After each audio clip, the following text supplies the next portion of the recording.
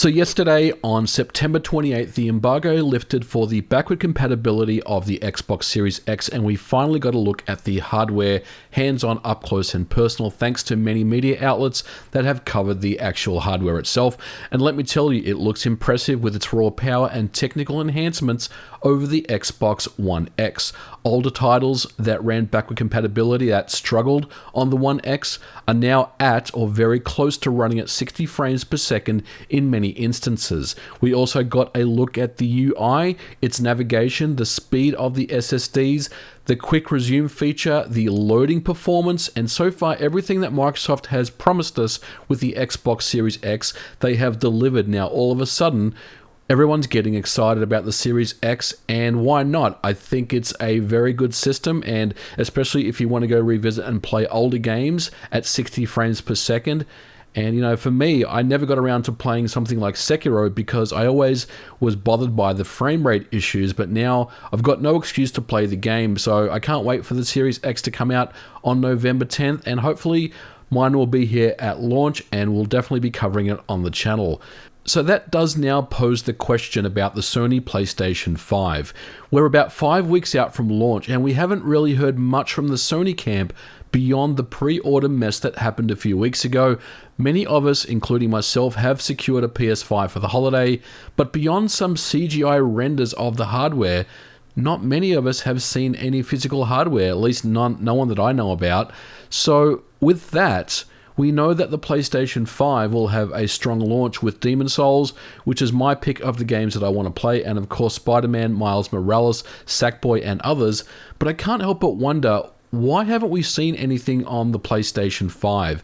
Yesterday we received news that PlayStation 5 pre-orders may be delayed by retailers, and this has occurred due to Sony informing retailers how many units will actually be made available. And now this is a little concerning if you pre-ordered a PlayStation 5, because let's assume that you pre-ordered at a retailer that had, we'll say, 50,000 pre-order slots available, and now Sony is informing them there's only 30,000. Now retailers would be forced to let their customers know that they are going to miss out. And unfortunately, many of us are now kind of wondering whether we actually going to get a PS5 at launch, and it just poses more questions about the PlayStation 5 and how ready this system will be for this year. Now, as of today, of the making of this video, September 29th, we have not seen any media outlets that have their hands on the hardware. I've asked a couple of people that I know that are in media, and no one has the PlayStation 5.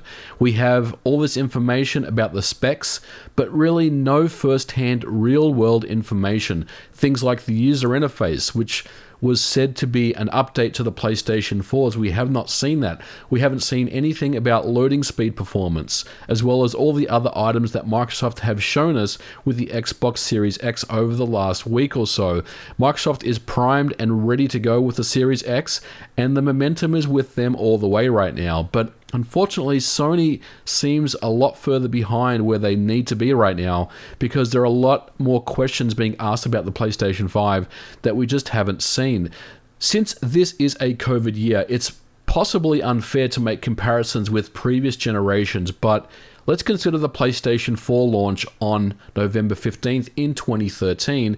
At E3 of that year, Sony had demonstrated the PS4 and its games, and at Gamescom on August the 20th in 2013, Sony announced pricing, and Shuhei Yoshida himself famously started Gamescom showing off the PlayStation 4 UI, and by that point we'd seen lots of physical shots of the retail hardware, and we knew exactly what we were pre-ordering and what we were expecting to see with the hardware when it came out in November of that year. Now look, I do admit that, yes, due to COVID, it's not potentially a good comparison with the PlayStation 5, but we can compare the PS5 to the competition, which is Microsoft, and they seem to be much further along than Sony is right now on the hardware side, with so much more Xbox Series X information and more to come over the next few weeks as more embargoes start to lift. Now keep in mind, as of the making of this video, September 29, Sony has still not yet released a full list of backward compatible PS4 titles.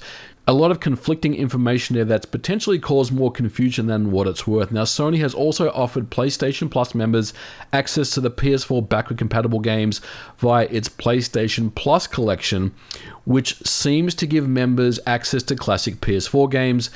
And I guess this is Sony's answer to Microsoft's Game Pass. But many questions are being asked about this program as well, especially around the pricing, how it works. Does that mean that if you own a physical copy of these games, can you still play those versions as backward compatible? So many questions are being asked about this as well. And look, there's no doubt that the PlayStation 5 is coming in very hot this holiday, but with only 5 to 6 weeks left to go, Sony appears to have a lot of work to do to get over the line with this system. Look, I've got mine pre-ordered, and assuming that it will be here on November the 12th, I'll definitely be covering it on the channel. And, my main interest will be backward compatibility and seeing how that all works. I mean, my goal really is to see if we can play a game like Bloodborne at 60 frames per second on PS5 hardware.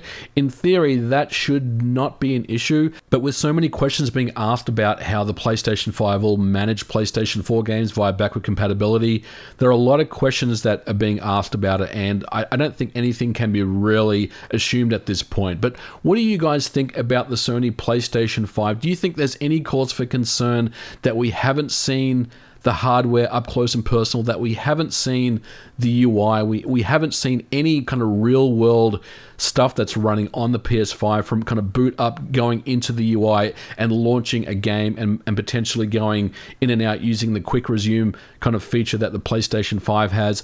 I think it's a bit of a concern. I mean, we've seen a lot of gameplay trailers, and certainly we've seen gameplay of up and coming titles, which looks cool, but you always have to remember that these demonstrations, these gameplays are being filmed and run in very, very controlled environments. So is it going to be indicative of the real world test that we'll finally get our hands on when the hardware comes out?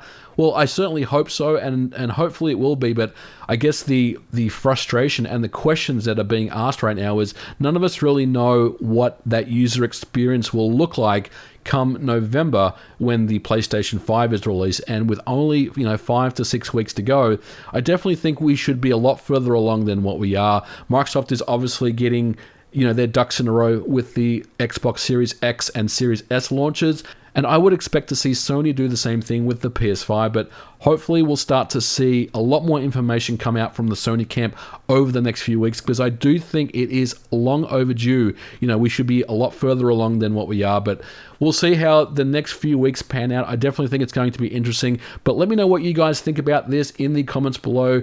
Let me know your thoughts about the PlayStation 5 as far as, what your expectations are. Do you think that we should be seeing more of the system right now, or do you think, Sony has a good handle on this and there's nothing to be concerned about? I'm definitely want to hear your thoughts and what you guys have to say in the comments below. Well, guys, we are going to leave it here for this video. Thank you so much for watching. If you liked it, leave me a thumbs up, and I'll catch you guys in the next video.